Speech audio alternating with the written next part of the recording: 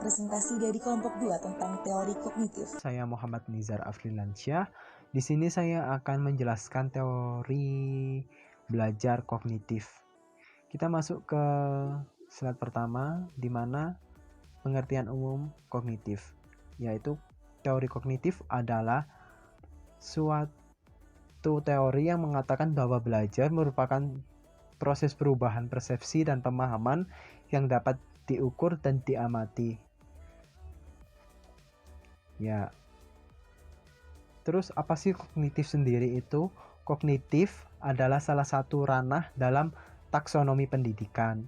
Secara umum, kognitif dapat diartikan potensi intelektual yang terdiri dari tahapan pengetahuan, pemahaman, penerapan, analisa, sintesa, evaluasi. Ranah kognitif sendiri adalah ranah yang mencakup kegiatan mental atau otak. Kognitif berarti persoalan yang menyangkut kemampuan untuk mengembangkan kemampuan rasional. Dan teori ini lebih menekankan bagaimana proses atau upaya untuk mengoptimalkan kemampuan aspek rasional yang dimiliki orang lain atau peserta didik. Berbeda dengan teori behavioristik, teori kognitif lebih mementingkan proses belajar daripada hasil belajarnya. Teori ini mengatakan bahwa belajar tidak sekedar melibatkan hubungan antara stimulus atau respon, melainkan tingkah laku seseorang ditentukan oleh persepsi serta pemahamannya tentang situasi yang berhubungan dengan tujuan belajarnya. Teori kognitif juga menekankan bahwa bagian-bagian dari situasi saling berhubungan dengan seluruh konteks situasi tersebut. Teori ini berpandangan bahwa belajar merupakan suatu proses internal yang mencangkup pengolahan informasi, ingatan, emosi, dan aspek-aspek kejiwaan lainnya, di mana belajar merupakan aktivitas yang melibatkan proses berpikir yang sangat kompleks. Selanjutnya ada teori belajar kognitif menurut ahli Gagne. Gagne berpendapat bahwa belajar ini dipengaruhi oleh dua faktor. Yang pertama adalah pertumbuhan dan yang kedua adalah lingkungan. Namun yang paling besar pengaruhnya adalah lingkungan dari individu seseorang tersebut. Kemudian ada 5 hasil belajar dari Gagne ini. Ada kemampuan intelektual seperti memecahkan masalah dan juga berinteraksi dengan lingkungan. Kemudian strategi kognitif seperti menghafal, elaborasi, pengaturan, afektif, dan juga metakognitif. Kemudian ada sikap. Sikap ini adalah pembawaan dari seseorang, kemudian informasi verbal atau kata-kata, dan keterampilan motorik. Tingkatan belajar dari Gagne ini ada signal learning, stimulus respon, kemudian behavior chaining learning, verbal asosiasi, discrimination, konsep learning, dan juga problem solving. Lalu ada proses belajar yang terdiri dari beberapa fase. Ada fase penerimaan atau stimulus yang diterima siswa, kemudian fase penguasaan, fase storage atau ingatan siswa, kemudian fase pengungkapan kembali. Jadi apa yang telah diajarkan diingat kembali melalui verbal. Untuk kelebihan dari teori ini adalah mampu meningkatkan kemampuan anak untuk belajar secara mudah dan juga efektif, dan lebih mengaktifkan keterlibatan mental atau ingatan setiap individu. Sedangkan kelemahan dari teori ini adalah bila jumlah siswa ini besar, maka pengajaran akan sulit dilakukan dalam membimbing siswa tersebut. Menurut Piaget, perkembangan kognitif merupakan suatu proses genetik, yaitu suatu proses yang didasarkan atas mekanisme biologis perkembangan sistem syaraf. Seperti halnya ketika suatu individu mulai berkembang menuju kedewasaan, maka akan mengalami adaptasi biologis dengan lingkungannya yang akan menyebabkan adanya perubahan-perubahan kualitatif di dalam struktur kognitifnya. Piaget membagi tahap-tahap perkembangan kognitif menjadi 4. Pertama, tahap sensori motor dari umur 0 sampai 2 tahun. Yang kedua, tahap preoperasional dari umur 2 sampai 7 atau 8 tahun. Yang ketiga, tahap operasional konkret dari umur 7 atau 8 tahun sampai 11 atau 12 tahun. Yang keempat, tahap operasional formal dari umur 11 atau 12 tahun sampai 18 tahun. Selanjutnya adalah teori belajar kognitif menurut salah satu ahli psikologis yaitu Jerome Bruner. Nah, yang pertama adalah dalam teori belajarnya, Jerome Bruner berpendapat bahwa kegiatan belajar akan berjalan baik atau kreatif jika siswa dapat menemukan sendiri suatu aturan atau kesimpulan tertentu. Nah, dari sudut pandang psikologi kognitif, bahwa cara yang dipandang efektif untuk meningkatkan kualitas output pendidikan adalah pengembangan program-program belajar yang dapat mengoptimalkan keterlibatan mental intelektual pembelajar pada setiap jenjang belajar. Dari sini, Jerome Bruner mengemukakan bahwa dalam proses pembelajaran hendaknya menggunakan urutan dari belajar dengan pengalaman langsung atau inaktif, atau belajar dengan gambaran atau film atau iconic representation of experience, kemudian belajar dengan simbol, yaitu menggunakan kata-kata atau symbolic representation. Nah, menurut Bruner, hal ini juga berlaku tidak hanya kepada anak-anak saja, tetapi juga untuk orang dewasa. Nah, karena apa? Karena dalam teori belajar ini, peserta didik dituntut untuk aktif dalam hal mencari pengalaman barunya. Dalam hal ini, Bruner membedakan menjadi 3 tahap. Ketiga tahap itu adalah 1. Tahap informasi, yaitu tahap awal untuk memperoleh pengetahuan atau pengalaman baru. Yang kedua adalah tahap transformasi, yaitu tahap memahami, mencerna, dan menganalisis pengetahuan baru serta mentransformasikan dalam bentuk baru yang mungkin bermanfaat untuk hal-hal yang lain. Nah, dan yang ketiga adalah evaluasi, yaitu untuk mengetahui apakah hasil transformasi pada tahap kedua tadi benar atau salah. Nah, Bruner mempermasalahkan seberapa banyak informasi itu diperlukan agar dapat ditransformasikan oleh pembelajar atau peserta didik. Nah, Bruner juga memandang belajar sebagai instrumental konseptualisme, yaitu yang mengandung makna adanya alam semesta sebagai realita hanya dalam pikiran manusia. Oleh karena itu, pikiran manusia dapat membangun gambaran mental yang sesuai dengan pikiran umum pada konsep yang bersifat khusus. Nah, semakin bertambah dewasa kemampuan kognitif seseorang, maka semakin bebas seseorang memberikan respon terhadap stimulus yang sedang dihadapi. Saya Nisa Zazanuba mau menjelaskan mengenai teori belajar kognitif menurut David Ausubel. Di sini, David Ausubel itu berpendapat bahwa bahan pelajaran yang dipelajari itu harus bermakna. Artinya, bahan pembelajaran itu harus cocok dengan kemampuan siswa dan harus relevan dengan kognitif yang dimilikinya. Nah, menurut David Ausubel sendiri, belajar itu ada 2 jenis. Yang pertama itu belajar bermakna, yang kedua belajar menghafal. Lalu ada konsep pembelajaran bermakna, yaitu proses mengaitkan informasi atau materi baru dengan materi yang lama. Yang kedua ada karakteristik dari pembelajaran kognitif itu. Yang pertama adalah pembelajaran bermakna haruslah aktif, di mana ini siswa harus aktif dalam proses pembelajaran. Yang kedua belajar konstruktif, yaitu di mana guru hanya sebagai fasilitator dan sebagai orang yang membantu atau menyelesaikan masalah siswa tersebut. Yang ketiga kolaborasi. Di sini para siswa harus kolaborasi dengan siswa lain, tidak boleh bersifat individu. Yang ketiga ialah authentic learning, di mana itu harus pendekatan belajar dengan pendekatan yang masalahnya yang nyata. Nah, selanjutnya ada prinsip pembelajaran bermakna, yaitu yang pertama ada advanced organizer, yang kedua ada elaborasi konsep, yang ketiga ada belajar superordinat, yang keempat penyesuaian integratif. Nah, juga ada ciri belajar dari pembelajar bermakna itu. Yang pertama adalah menjelaskan bahan yang lama dengan bahan yang baru. Yang kedua, membuat ide. Yang ketiga, menunjukkan perbedaan materi yang lama dengan materi yang baik. Selanjutnya terdapat langkah-langkah dari belajar bermakna. Yang pertama itu menentukan tujuan-tujuannya terlebih dahulu. Yang kedua, mengukur kesiapan peserta didik. Yang ketiga, memilih materi pelajaran.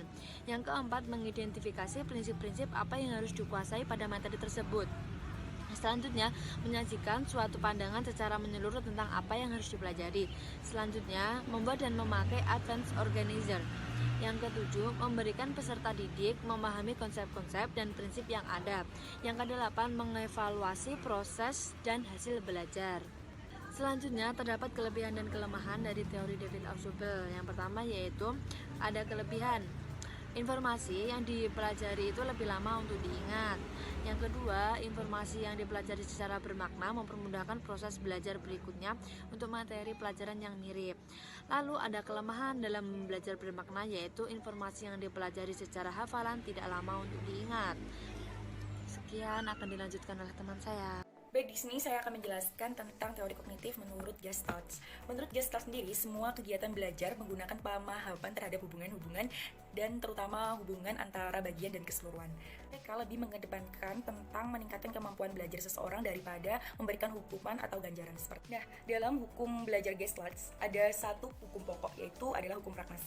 Nah, selain itu ada 4 tambahan hukum, yaitu biasa disebut dengan 4 hukum tambahan.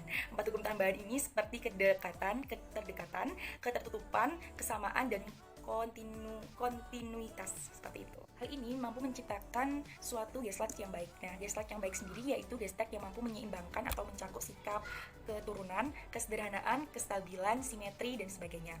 Nah, selanjutnya yaitu adalah hukum tambahan. Hukum tambahan yaitu dalam ahli psikologi Gestalt telah mengadakan penelitian secara luas dalam bidang penglihatan dan akhirnya mereka menemukan bahwa objek-objek penglihatan itu membentuk diri menjadi Gestalt menurut prinsip-prinsip tertentu seperti itu. Adapun prinsip-prinsip yang dapat disebutkan yaitu ada hukum keterdekatan, hukum ketertutupan, hukum kesamaan. Nah, selain hukum-hukum itu tadi, ada tambahan hukum menurut aliran teori belajar Gestalt bahwa seorang dikatakan belajar yaitu mendapatkan insting atau perasaan atau bisa disebutkan seorang tersebut melihat hubungan tertentu antara yang unsur yang lain dengan yang lainnya. Mereka mendapatkan match yang baik seperti itu.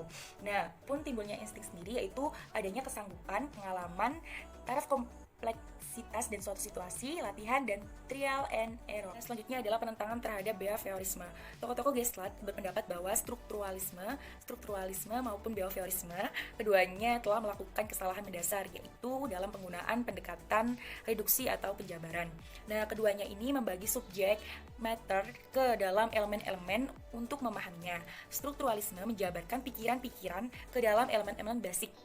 Sedangkan behaviorisme sendiri yaitu menjabarkan tingkah laku ke dalam habit respon bersyarat atau lebih umum dalam kombinasi stimulus respon. Berbeda dengan pandangan Gestalt sendiri menurut proses belajarnya.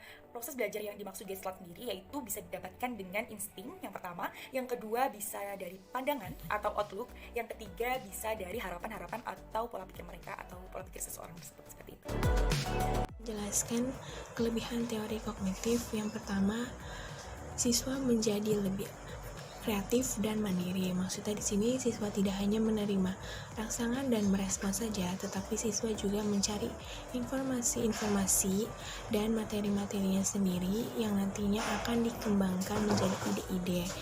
Dan ketika suatu ada permasalahan, siswa bisa memecahkannya secara mandiri. Yang kedua, teori ini memudahkan siswa dalam memahami pelajaran. Maksudnya di sini siswa itu diajak menjadi lebih aktif yang nantinya akan berfokus pada pelajaran apa yang mereka cari tersebut. Nah, sehingga dengan mereka mencarinya bisa lebih memahaminya lagi. Yang ketiga, melatih otak siswa. Maksudnya di sini teori ini hanya memberikan bahan dasar saja, materi dasar-dasarnya. Yang selanjutnya akan dijelaskan, dipahami, dijabarkan lebih rinci lagi terhadap siswa tersebut. Nah, sehingga siswa tersebut akan lebih berpikir, mencari penyelesaiannya seperti apa. Jadi akan terlatih otaknya. Yang keempat, memaksimalkan ingatan siswa. Nah, karena materi-materinya ini siswa yang aktif mencari, otomatis ingatan-ingatan mereka terhadap apa yang mereka cari semakin maksimal karena mereka memahaminya secara sendiri tersebut. Nah, yang kelima, siswa bisa menjadi lebih kreasi. Nah, maksudnya di sini siswa bisa menciptakan suatu hal yang baru atau menciptakan hal yang sudah ada sehingga ide-ide yang mereka punya bisa lebih berkembang lagi seperti itu. Baik, di sini saya akan menjelaskan tentang kekurangan atau kelemahan dari teori kognitif itu sendiri. Yang pertama, prinsip intelijensi akan sulit dipahami oleh siswa dan pemahamannya akan membutuhkan waktu yang lama.